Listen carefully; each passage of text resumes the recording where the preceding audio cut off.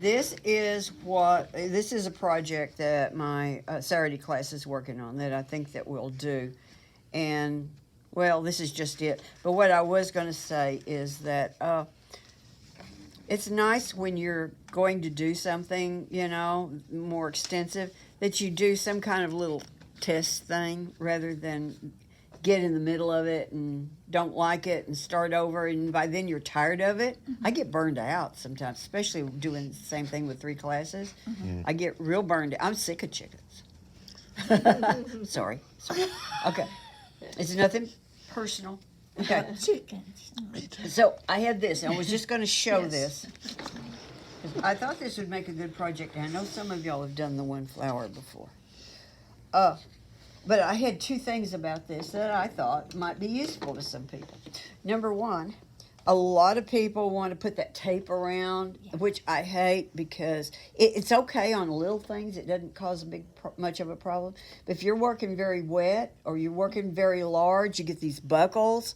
And I've seen people on the internet having a horrible time fighting buckles, but they insist on taping everything down first thing. Okay, so it looks nice to have something around there. I thought, this little line's kind of nice. It kind of does that's it. what I thought. Even if I was putting a background in, I could put it up to here. But the other thing is, I just love it when the stuff inside, some of it breaks through that area. And so I think that this would be a fun thing to do that a lot of you might like. Maybe you're just doing the flower on a card or something. You might like to just put a line around it. On this one, I put a nice straight line because these are kind of calm, and the straight, smooth line rather than those things that I draw that are real loose.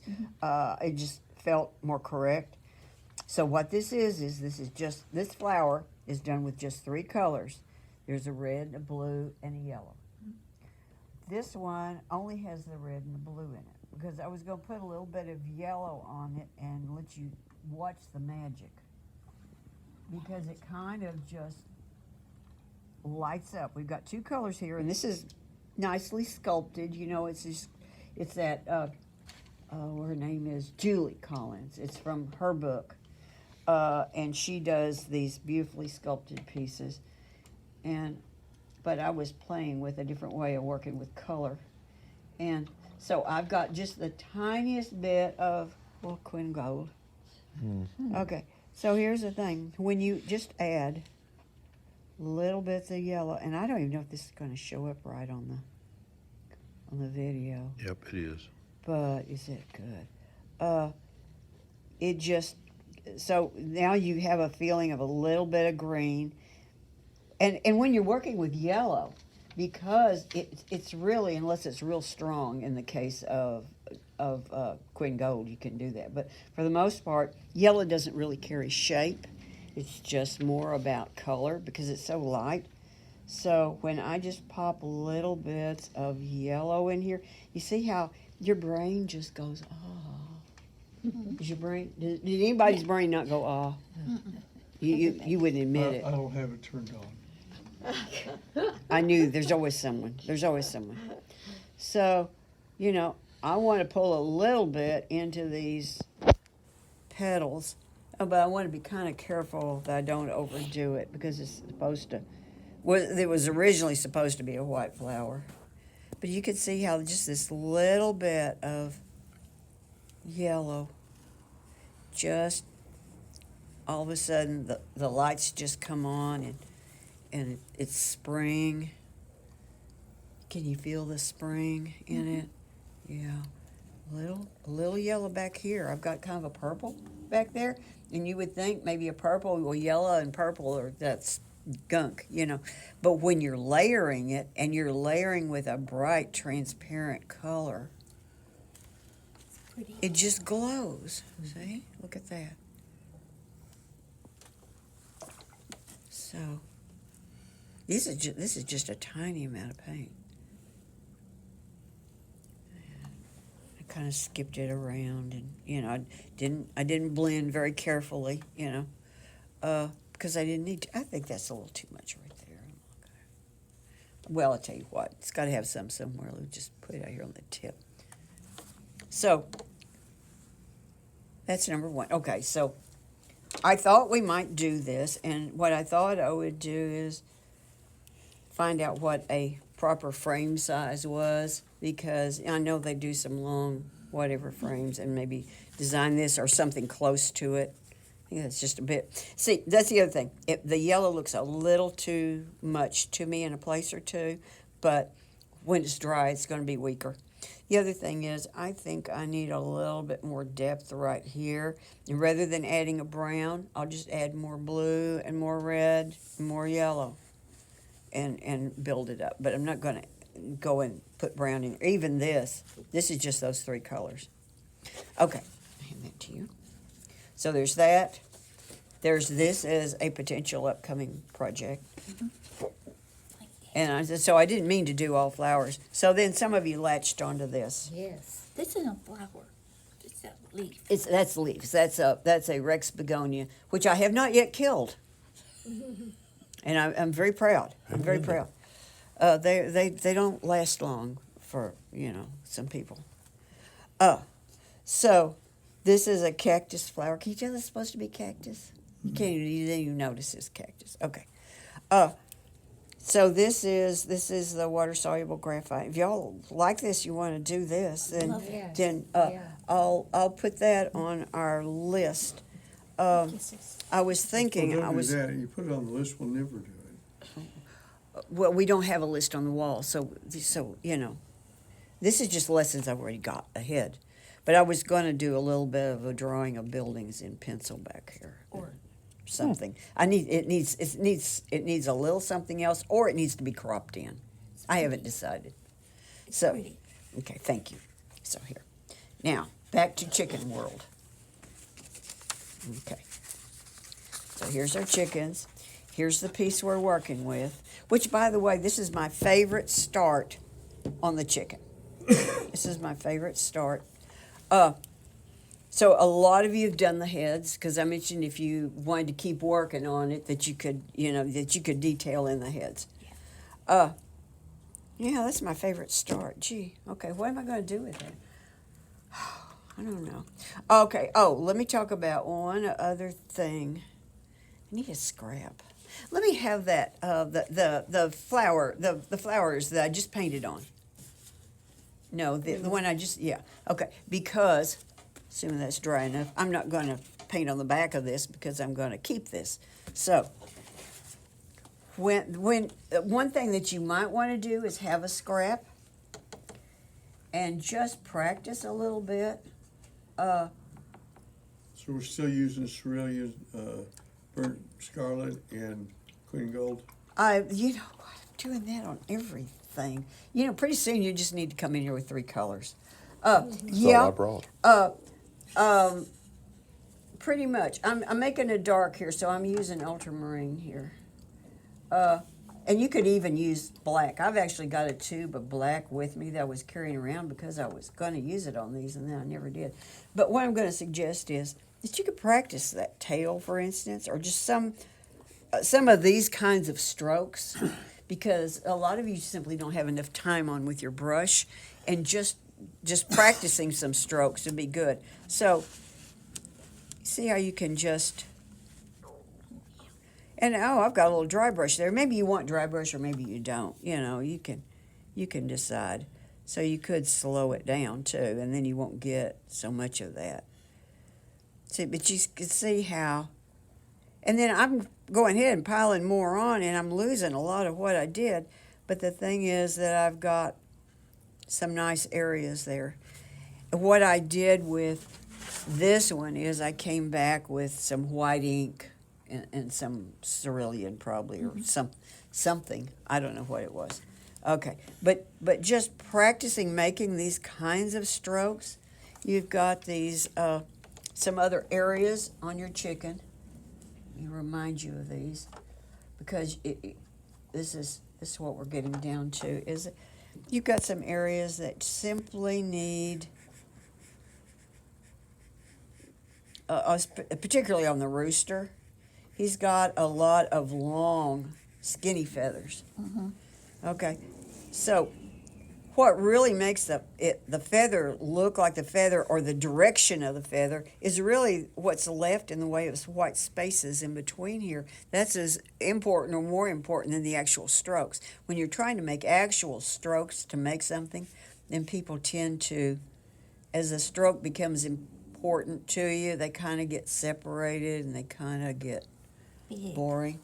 So this is still pretty wet, and I'm going to touch some water into some of the ends, maybe even into the middle. You don't need to do it everywhere, and you probably need, to use clean water. But even that breaks it up. Here, I could put a little bit on that one. Or you could come in and even blot a little bit. So you get this broken up impression of feathers. But it's not that, it's this. So this is, you start out, change colors here a little bit. You start out kind of, this is almost scribbly like that. You could start out kind of like this, for instance. Depends on where you are, So whatever you think you need, like that. And then it's about coming in with clean water. And because it's small, there's not a whole lot of water to flow out, right? So I can just soften some areas. I keep washing the brush. I really frequently soften the ends on stuff. You can drop a little water in the middle. You could blot. See what you get. No, I think I would like to do a little more. Now, that doesn't mean this is finished. You might actually decide later that you want to come back with another layer. So don't feel like when you're working on this that this has to look like the finished chicken. When you get into that thing about you've got to paint it to look finished, that just ruins you. That really, really creates a problem. You want stuff more like this, all right? Okay, so, let's see, was there any other area? Oh, okay. Well, I can just do this on the chicken. Okay, take that. Oh, no, I already did it. Well, anyway. So she's got an area on her like this. Oh, look at all that yellow. I don't like that yellow. I'm probably going to come in with white ink. I'll leave that for later. But there's probably a whole lot of you that are going to want to use a little white ink. It's just kind of easy to get carried away on these. So I might take just a little kind of strong paint and put a few little, see, I've already got some stuff in here, but she's got like little places there that, now I wouldn't paint that if I didn't think that, that you find things you want to paint, things you don't want to paint, but I think I can use that in a way that'll work for me. So I might just add in a few little bits of dark into the grays that I already have here, maybe just in a place or two. It kind of shows the edge of, I guess, the wing or the start of the tail. I can't find their wings. I know they have wings because I think that's her wing. Because that's It's where right buffalo here. wings come from. yeah, because that's where buffalo wings Yeah. come from. But they do call them buffalo. So maybe I'll do a little bit more there. What does she need? She's got some nice shadow under here. I've got some nice shadow built up. Here's brown and here's blue.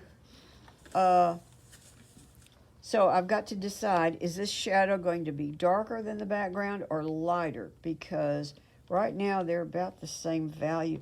I don't mind that though, because it gives me kind of a lost edge. I think as long as the chicken doesn't look misshapen, then maybe I'll leave that. So we could come over here and you can see that, I was trying to do this where it all showed up on the video, and this is not working very well. Okay. So we've got a little bit more detail right here. No, it's because the chicken in back is really dark, and I'm not going to make that chicken dark. But she's got some kind of areas, see, where there's clumps of feathers or something, and they look kind of see some stuff like that going on, right? But again, that can start looking a little too mechanical real fast if you're not careful. I varied it quite a bit, but I tried to vary my stroke. But again, if I just break up the outer edges of that, it keeps it from going too mechanical. So that's one of the things you're really working to that you're really fighting against, is getting that mechanical look there. There's a little bit, maybe I'll do just a little bit of stuff right in here. And this is definitely too dark. I will frequently put down color that's a little too dark, knowing that I can come in and suck some of it up if I want to. But before I do that, which I already did, but again, I'll break edges. I can't tell you how important just breaking some edges are to keeping things from looking too overworked and mechanical. So rather than going in trying to fix it, trying to make it just right by putting more strokes down, what you need to do is just break up a little of it. We'll run that into that. So every time I put a little bit down, I come in and break some edges. And that's what needs to happen instead of the working and working and working, right? So I'm going to call her about, well, pretty near done. Let's see. Oh, this isn't the new one. This is the one I already did. No wonder I didn't have to do much. Okay, you saw what I did on her. Let's go back to him. Now, some of you have got your chickens more finished than this. Oh, yeah, I remember now, because we were We're gonna work on the going bodies. to do that tail. Yeah. You could even use some indigo. Oh, dear, that wasn't the indigo. I went the wrong way. I went backwards. What color is that? That is Prussian. So that's way too Right? bright. So indigo is right there.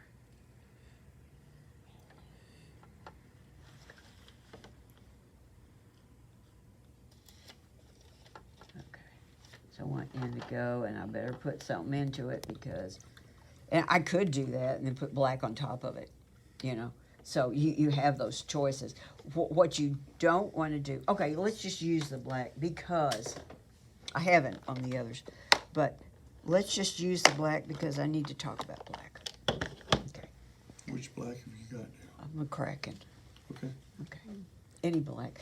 I really would not use that Black. lamp black, because it is so aggressively stubborn about grabbing into the paper that it can just be difficult to work with. So I've got a blue here. And what I'm going to do is I'm just going to put a little black into my blue. And you notice I already have color down here. Black always needs something. It needs some color tint, or it needs some undercolor. Otherwise, it can just be the deadest looking stuff in the world, particularly if you get on a little bit thin. I've just seen so many things that were just killed with it. So let's try something about like this.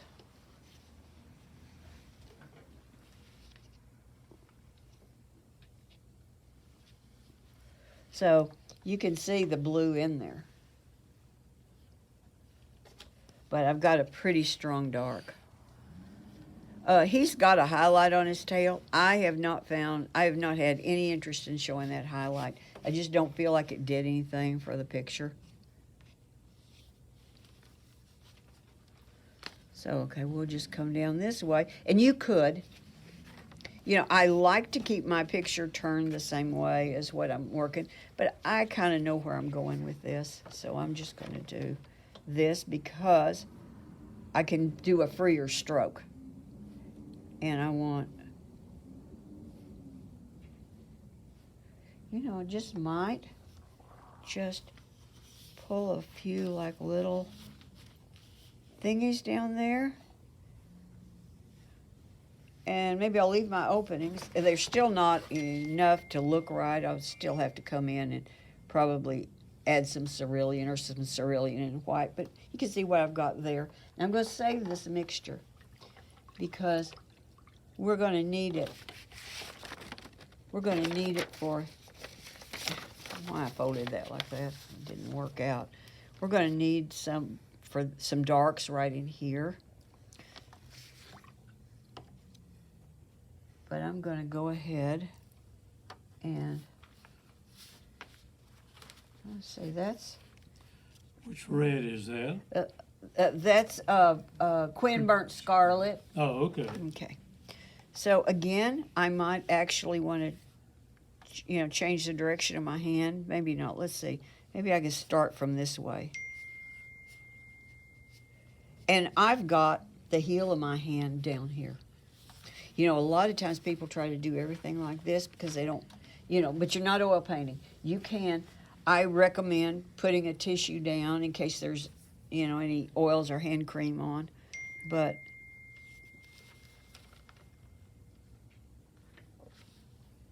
should have turned that phone off.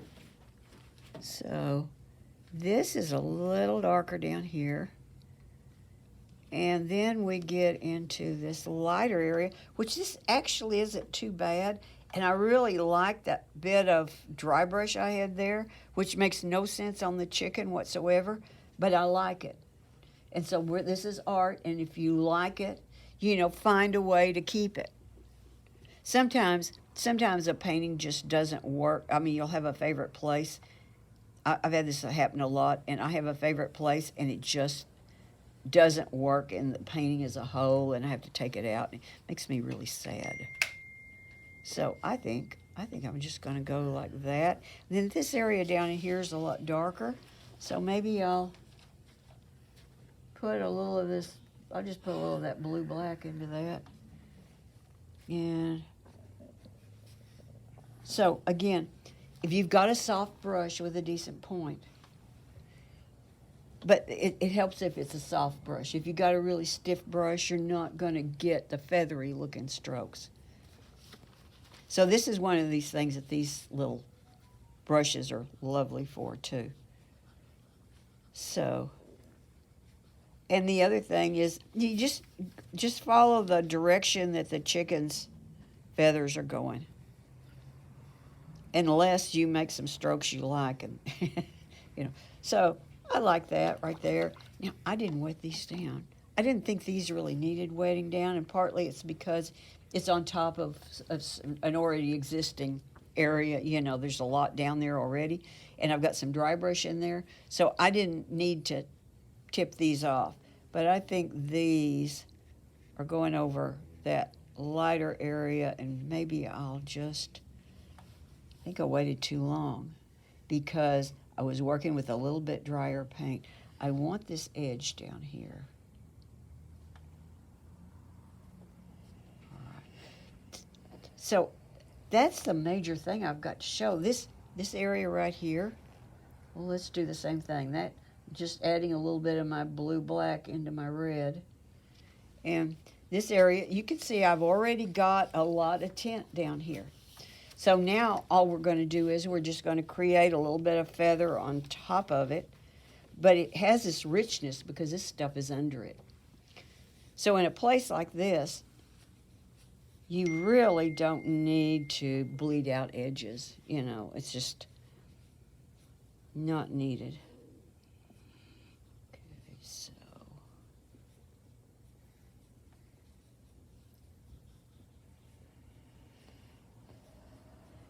I love that bit of blue there. I didn't want to lose it. So I'm just building up, and you actually don't need to see more of that. Here I'm going into a redder area, though. I'll do a little bit of that. Oh, I'm in the wrong color again. Doing a lot of that. See, if you only brought 3 colors, you wouldn't have that problem. Yeah, well, and that may be where I'm headed, I tell you. So I got a little bit stronger paint. This isn't strong enough. I put all that in, but it's not holding up. See, it's just disappearing in there.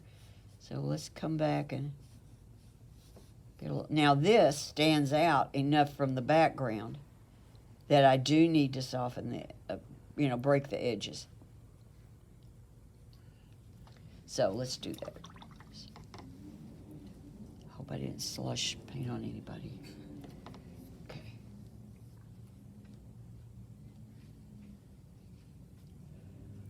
Down here, maybe just a little bit, not as much. And I might just pull some of it out a little bit. So let's see what that does for it. Yeah, okay. There. And that's from the other side, so I'm going to leave that. So I'm just building up. You can see you just adjust your color by what's under it and how much you think you need. And you just keep building, try to be, the idea of being loose is if you're comfortable with your brush, you can do some fun strokes, but half of looseness is where one thing runs into another because it's wet. And one way to get that is just to add water and kind of pull it out, blot it, do stuff like that. That's the looseness. It's not like you're standing there like Matisse or somebody doing, directing a symphony. You're just adding water or other paint and letting them run together. Okay, that's it.